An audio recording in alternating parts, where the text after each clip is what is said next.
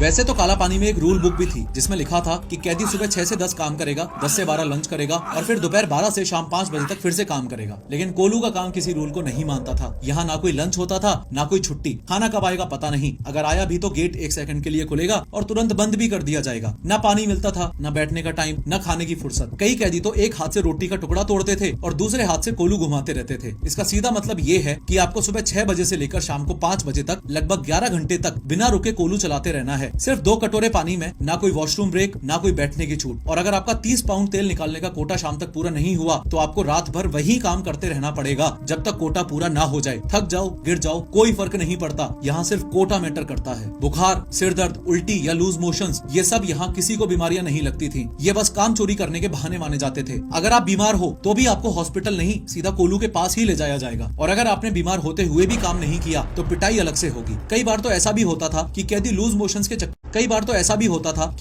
Motions के चक्कर में बेहाल था, लेकिन उसे उसी हालत में कोलू चलाते रहना पड़ता था। वहाँ इंसान को इंसान नहीं, जानवर भी नहीं, उससे भी नीच समझा जाता था। ऐसा एक केस वीर सावरकर की सेम बुक मेरा आजीवन कारावास में मेंशन्ड है। एक बार एक कैदी को माइग्रेन हो रहा था। माइग्रेन को पुराने टाइम में आधी सीसी का रोग कहते थे। कोलू में तेल निकालते निकालते वो एक बार अपना सिर दीवार में मारता, एक बार कोलू चलाता, फिर से सिर दीवार में मारता और फिर से कोलू चलाता। कुछ टाइम बाद एक हिंदू डॉक्टर ने हिम्मत दिखाते हुए कहा, मैं इसे ऑब्जर्वेशन के लिए हॉस्पिटल ले जाता हूँ। लेकिन जैसे ही अंग्रेज ऑफिसर को ये बात पता चली, उसने गुस्से में चिल्ला के बोला, मुझसे बिना पूछे कैसे लेके जा रहे हो? वापस इसे कोठरी में डालो और काम पे लगा दो साले को। इंदु भूषण रॉय सिर्फ 17 साल के एक टीनेजर ही थे। जब उन्हें आजादी की लड़ाई में शामिल होने की वजह से काला पानी जेल में भेज दिया गया, उन्होंने भी वही सब झेला जो बाकी पॉलिटिकल प्रिजनर्स झेल रहे थे। भूख, मार, दर्द और आइसोलेशन। लेकिन एक दिन उनकी हिम्मत टूट गई और उन्होंने अपने सेल में ही आत्महत्या कर ली। ऑन टॉप ऑफ एवरीथिंग, यहाँ वॉशरूम जाना भी एक सजा जैसा था। आप अपनी मर्जी से कभी भी कहीं भी नहीं जा सकते थे। सिर्फ 3 ही फिक्स्ड टाइम थे, सुबह, दोपहर